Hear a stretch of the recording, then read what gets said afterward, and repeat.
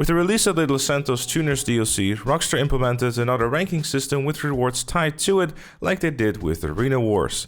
When I heard about this, I got pretty excited, but I was also cautious about getting too excited about it. I've touched on the Arena Wars system and the DLC in itself in a previous video already, so if you want to see that, check out the eye in the top right of your screen. Unfortunately, as time went on with the Alice Carmide membership, it's giving me some Vietnam flashbacks to the Arena War DLC.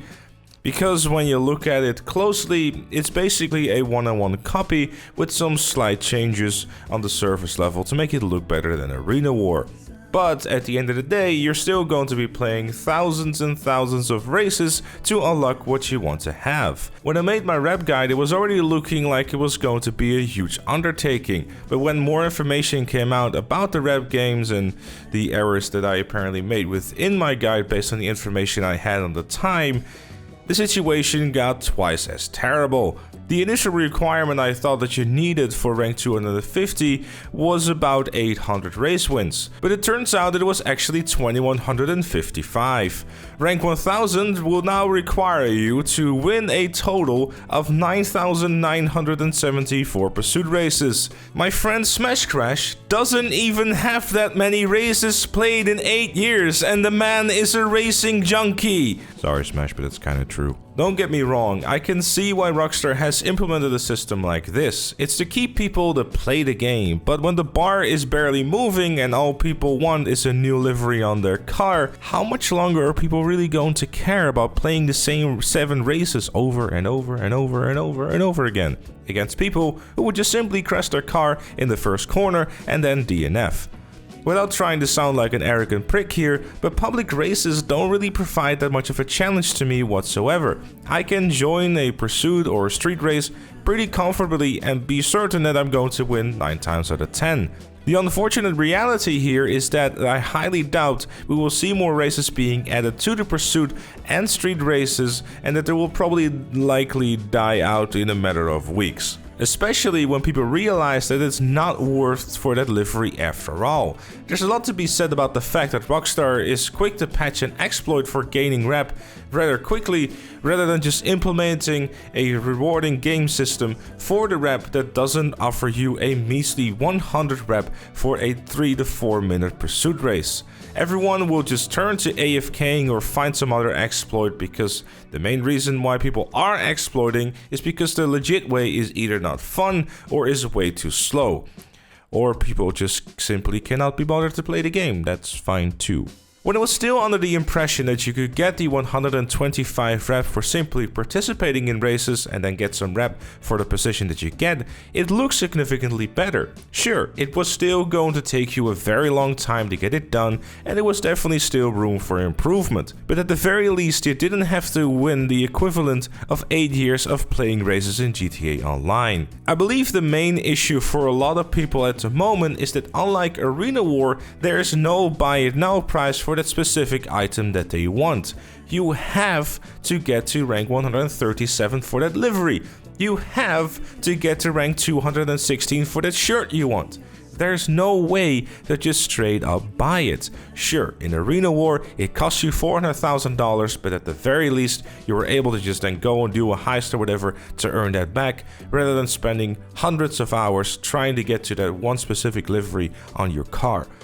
Rockstar is forcing your hand here to go and level up your membership so you can go and get it. I do like the fact that trade prices and items are locked to specific levels, so you know where you're looking for and what you're working towards, rather than playing the Arena War lottery, where you spin the wheel of random chance and RNG and hope that you get that speed boost rather than those spikes on your gargoyle.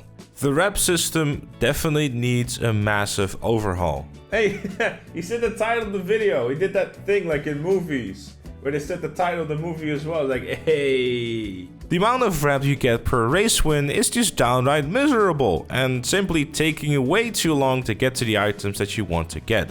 Rockstar needs to realize that the game is nearly 8 years old, and no one wants to spend months, if not years, grinding their face off in the same 7 races for just simply that one specific item that they want. There's people out there like myself who've been playing this since day one, and there's nothing wrong with being able to unlock something sooner than in 6 months' time. People who are good at the game and are able to win races consistently should also be rewarded for it. Let's say if I win 3 or 5 races in a row, reward me for it! Give me a bonus or a multiplier to keep my win streak going. Give me that motivation to keep on pushing forward and keep my win streak and keep that boost. Give me a boost in rep if I won 10 races or 20. Like, just reward people for being good at the game. Give them motivation to even become better. For those players who will consistently lose races, this will also be a great motivator to try and become better, because there's a reward for it at the end of the tunnel. Start learning that track, become better at racing, get those better racing lines for more speed, and just strive towards the goal of starting getting those consistent win streaks. On the base level, rep gains need to go up as well. How are you going to motivate people to play your new races when they will earn the same amount of rep for rubber banding their controller? Because that's what's happening right now. People are leaving the new races because the only good way of earning rep is by consistently winning new races. But if you're a new player and you get stuck with a G-Fill sniffer like myself, who's been playing the game since day one, there's no way you're going to have a good time.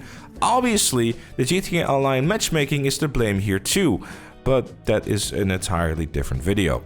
The solution to the problem here would be that at the very least, the rep participation bonus is going to be a permanent bonus rather than a one-time or a daily bonus. This will give everyone a pretty decent reward for simply playing the new races. So whether you win or lose, you will have that guaranteed 125 rep and the position that you end up in during the races that will just simply reward your skill level. Or luck with how badly you got rammed off the road. It's GTA Online racing after all. But those are just some of my thoughts. Of course, I'd love to know what you think down in the comment section down below. Do you have any suggestions that you might think could improve the rep system, or do you just not like it at all and have already given up on the DLC and went back to playing a different video game? Let me know in those comments down below. Thank you all very much for watching. Leave a like if you enjoyed, subscribe for more, and if you really like what you see on the channel, consider becoming a member like Chloe, Robert, Alusfire, Captain Price, Shakulu, and Dr. Strangelove. Join them and other fellow members by clicking the join button down below. Thank you again for watching, and I'll see you all later.